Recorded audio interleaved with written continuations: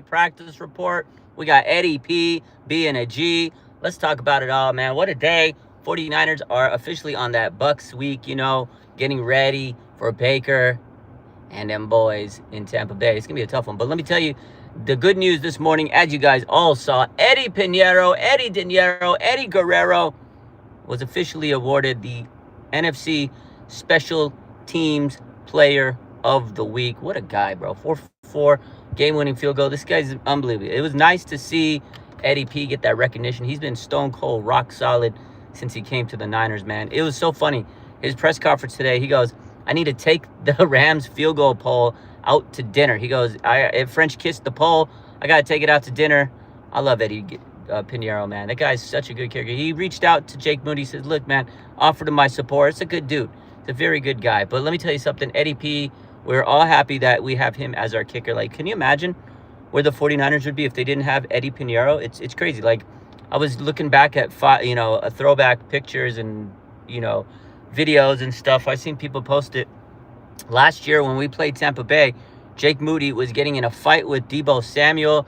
He was missing kicks. He hits the game winner. It was so stressful. I'm so happy we have Eddy Piniero as our kicker. So, anyways, good shit. Congrats to Eddy P. Great stuff to see.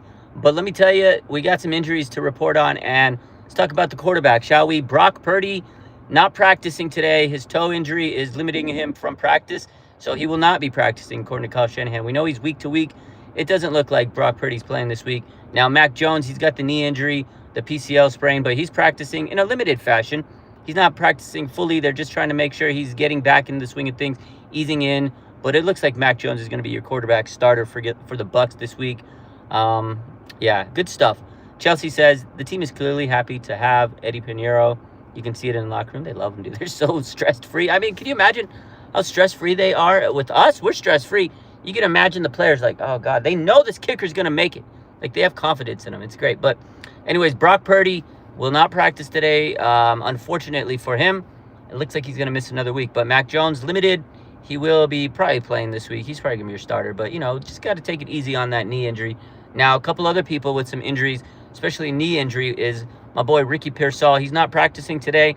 And Kyle Shanahan says, it's not really he doesn't see that there's going to be a big chance of him playing this week. So, it doesn't look like Ricky Pearsall's playing this weekend, week 6.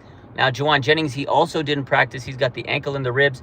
Now, he may be a little bit, limited, and they might be easing him back in. I feel like Jennings has a better chance to play than Ricky Pearsall, but both of those guys aren't really, practicing today. So, we'll see. Ricky, that guy, they basically said there's really not much of a chance for him to play this week. But Pearsall, Pearsall, you could probably scratch him off the lineup, but Juwan Jennings might be playing this week. I know he's a guy that doesn't necessarily need to practice every day. If he can get into that Friday practice and be ready to roll, I feel like, he'll play Sunday. He'll probably be like a questionable type situation. But we'll see. Juwan Jennings didn't practice today. And good news, Kevin Givens, who had a pec injury in the offseason, he got his practice window open. So that's good news. Practice window open for Kevin Givens. He's been on the injured reserve list. He's slowly coming back. We need some depth on the D-line. So that's good. Kevin Givens likely coming back soon. Malik Mustafa, safety, who's, had his practice window open this week, he told reporters that he expects to play this weekend. I mean, I didn't know if he was going to play this weekend, but Malik Mustafa, he told reporters he's ready to pick up where he left off and be, the missile. He wants to be that missile, right? That's what he was last year. He was that human missile. And, he says he's going to play. We'll see how the rest of the week goes. But Malik Mustafa says he expects to play, and I believe that guy. He says he's going to come back this season. He's come back already. So, good for him. And we'll see how the safety and the defensive backs are when he returns. I'm happy for Malik. I'm really excited to see what he does on this roster. So, let's take a look at some of these questions. Renee says, please, no more injuries. I know. I wish they couldn't. Tameo says, will Ricky be playing this Sunday? It's a long shot he's going to play is what they're saying. Doesn't seem like there's going to be a big chance. Happy Wednesday. What's up, Daniel Brary Sports? How about Jawan? Chelsea says, yeah, so we just mentioned he probably will play, but he probably going to be questionable. He didn't practice today, so we'll see how the rest of the week goes. It's the first day of practice, really, of the week, so we'll see how the next 2 days go. I probably, if I had to put money on it, I'd say Juwan Jennings has a higher chance to play than Ricky Purcell. A couple other people that didn't play or didn't practice: Jordan Watkins, Yetur Gross-Matos. They're all dealing with injuries. So unfortunate, but the Niners, they just got to keep pushing. They're 4-1 with 25 injuries to this roster, and they are still one of the top teams in the NFC. They're, if not the top team in the NFC. So good for them. Good for the Niners. Love to see it. Love to hear it. And Hebron says, is Brock Purdy still hurt? Yes, unfortunately, he is still hurt.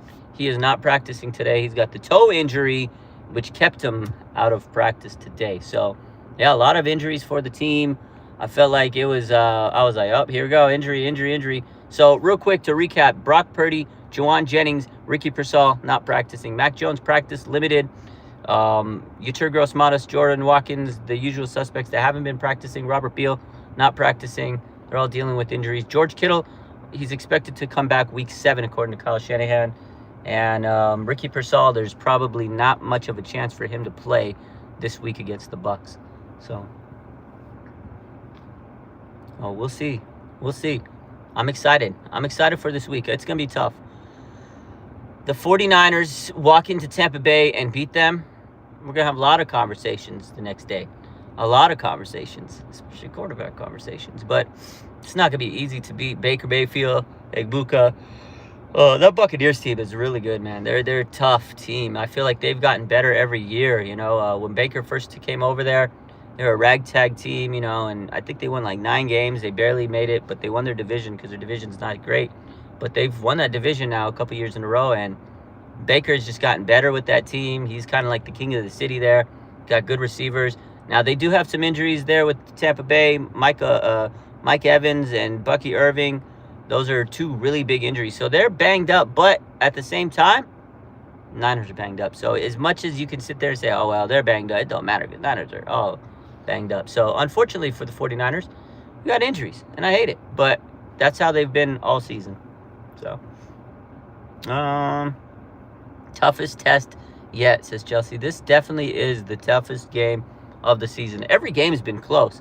It's been a battle. Renee says, I believe this game will be close. I do too. I mean, if you've watched all the games, honestly, this season, every single game has come down to the wire. And I feel like, thankfully, we've been able to win them because obviously we have timely defense.